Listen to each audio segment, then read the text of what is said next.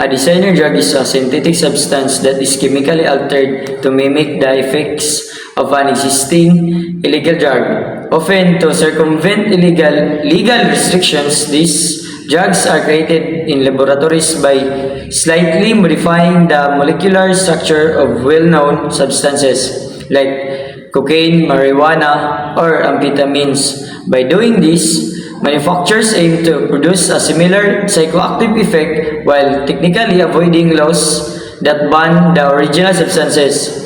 Designer drugs are often marketed as legal alternatives or research chemicals, but their unpredictable nature makes them highly dangerous. Unlike traditional drugs that have been studied for their short and long-term effects, designer drugs are the often new creations, meaning users are essentially participating in unregulated experiments. The purpose of creating designer drugs is twofold. First, as mentioned, it is to sidestep existing drug laws by producing substances that are chemically distinct from banned drugs but offer similar effects. This appeals to those seeking the highs associated with illegal drugs without the risk of legal repercussions. Second, designer drugs are often more potent than their original counterparts, which attracts users who are looking for a stronger experience. However, this increased potency also raises the risk of overdose and severe side effects. The appeal of designer drugs lies in their novelty, accessibility, and often lower cost compared to traditional illegal drugs. However, their unpredictability can lead to severe health risks. One notorious example of a designer drug is MDMA, commonly known as ecstasy or Molly. MDMA was initially developed in the early 20th century for potential therapeutic purposes but became popular in 1980s and 1990s as a recreational drug, especially in nightclub and rave settings. It is chemically related to amphetamines and has both stimulant and hallucinogenic properties. Users typically report feelings of euphoria, emotional closeness, heightened sensory perception, and increased energy.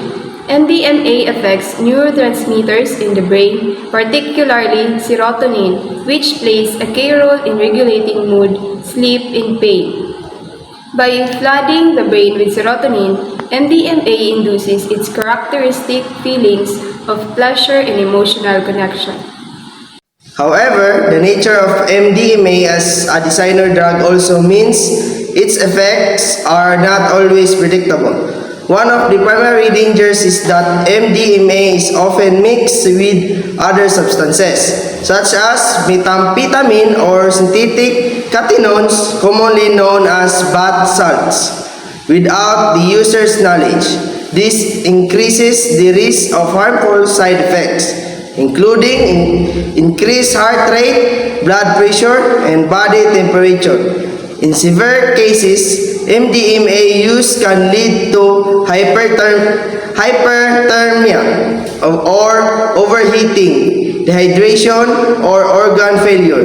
The psychological effects can be just as harmful, with some users experiencing anxiety, paranoia, or hallucinations, especially if the drugs is taken in high dose or mixed with other substances. Chronic or long-term use of MDMA can lead to a range of negative health outcomes. Regular use of the drug can cause the depletion of serotonin in the brain, leading to depression, anxiety, memory problems, and difficulty with decision-making. Repeated exposure to MDMA can also damage serotonin receptors, which may result in long-lasting changes to a person's mood and behavior. Additionally, because MDMA is often taken in social settings like parties or raves, users may engage in risky behaviors such as unsafe sex or driving under the influence, further increasing the potential for harm. The legal status of MDMA and other designer drugs varies from country to country, but many governments have taken steps to ban these substances as their danger become more evident.